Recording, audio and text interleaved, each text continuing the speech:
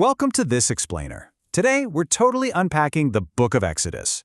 We're going to look at it not just as a foundational religious text, but as this fascinating mashup of ancient literature, historical memory, and honestly, the ultimate blueprint for liberation. Whether you've known this story your whole life or you're coming at it fresh, seeing how this narrative is actually put together, it changes everything. To really wrap our heads around this complex epic, here's our game plan. 1. The blueprint of liberation. 2. Covenant and sacred space. 3. History, memory, and archaeology.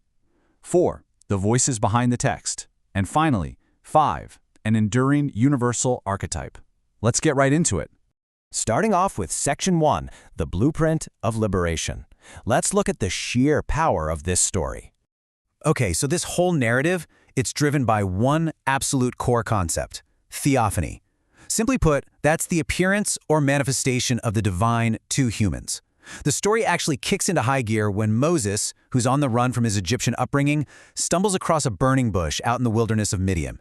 It's right there that the divine name, Yahweh, is revealed for the very first time. And this theophany, it's literally the spark that sets off a massive chain reaction of liberation. It sets up Yahweh as this fierce divine warrior, stepping directly into human history to rescue the marginalized from imperial power. And the pacing of how this unfolds is just wild. We start with generations of grinding oppression in the fertile Nile Delta. Then, boom, the action accelerates rapidly into just a few weeks of intense conflict with the plagues and that dramatic sea crossing.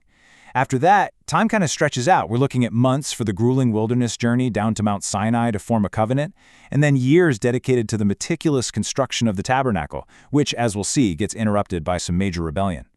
It's like the brutal, dry geography of the Sinai Peninsula acts as a crucible, literally burning away their old Egyptian identity. Now, here's where it completely reframes a story you probably think you know. Those famous 10 plagues aren't just a random assortment of freak natural disasters. They represent a highly systematic theological takedown.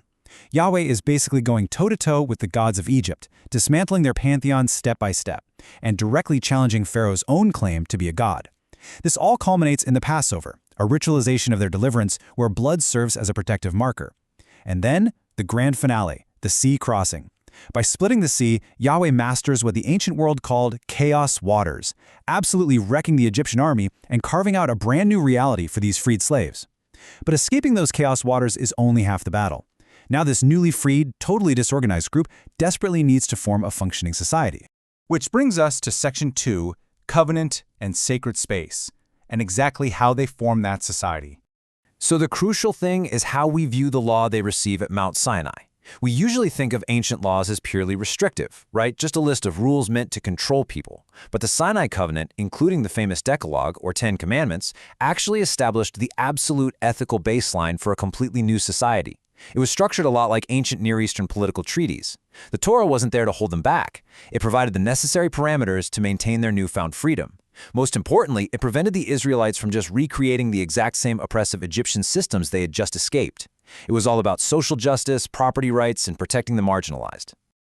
To keep this unique relationship with the divine intact, the Israelites are handed these incredibly meticulous architectural blueprints for the tabernacle. Why so much detail? Well, it's all about the physical ordering of sacred space. It was designed to safely house a deeply powerful, holy presence right in the middle of a flawed mortal population. Think about how massive a shift this is, taking the presence of God from a remote, unapproachable mountain peak and bringing it right into the very center of their daily lives. But, of course, it doesn't go smoothly. This brilliantly illustrates the massive psychological struggle they faced out in the wilderness. On one hand, you have constant, relentless human grumbling.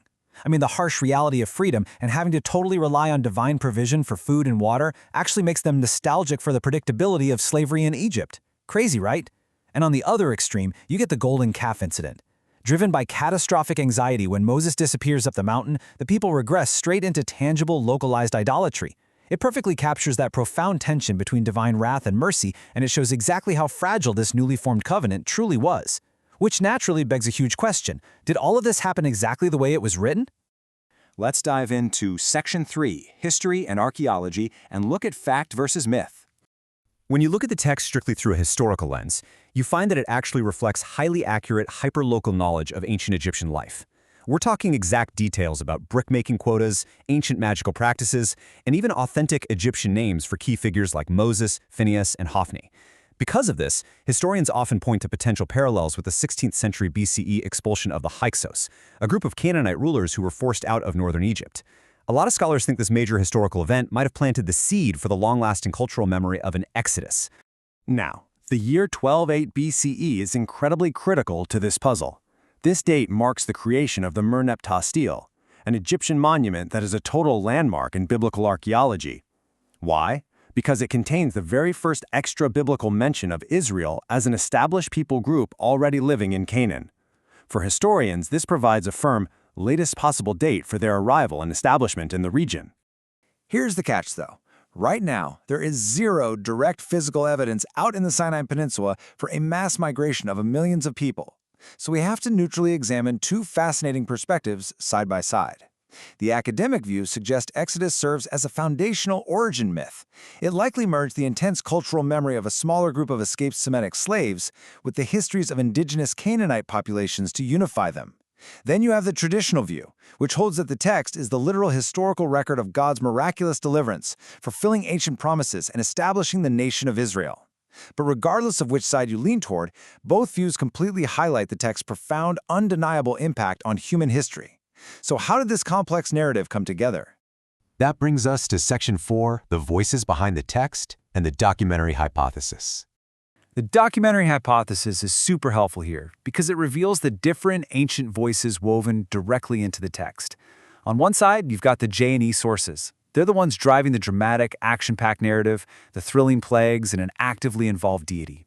But then you have the P, or priestly source, and it completely shifts gears. It slows things way down to meticulously outline strict rituals, genealogies, and those exhaustively detailed tabernacle blueprints we talked about. Seeing these voices side by side perfectly explains why the book has such a dramatic shift from a high-stakes escape story right into an intricate legal manual. To synthesize everything we've covered, let's look at the undeniable legacy of this incredible narrative. Finally, Section 5, an enduring universal archetype, the legacy of Exodus. The absolute biggest takeaway here is that Exodus is far more than just an ancient historical or religious document. It provides an exact universal framework for moving from tyranny to dignity. Just look at these steps: enduring systemic oppression, the rise of prophetic leadership, experiencing some form of divine deliverance, and undertaking the arduous journey to a promised land. This exact sequence has been utilized by marginalized groups, liberation theologians, and civil rights movements for literally centuries to articulate their own struggles. As we wrap up, I want to leave you with this provocative thought to chew on. Regardless of how you view its literal history or its theology, how does this 3,000-year-old blueprint for liberation continue to shape our modern struggles against tyranny? How does it still define the very way we pursue human dignity today? The echoes of Egypt, the wilderness, and the Promised Land are still all around us. Thank you for joining me on this explainer, and keep questioning, keep learning.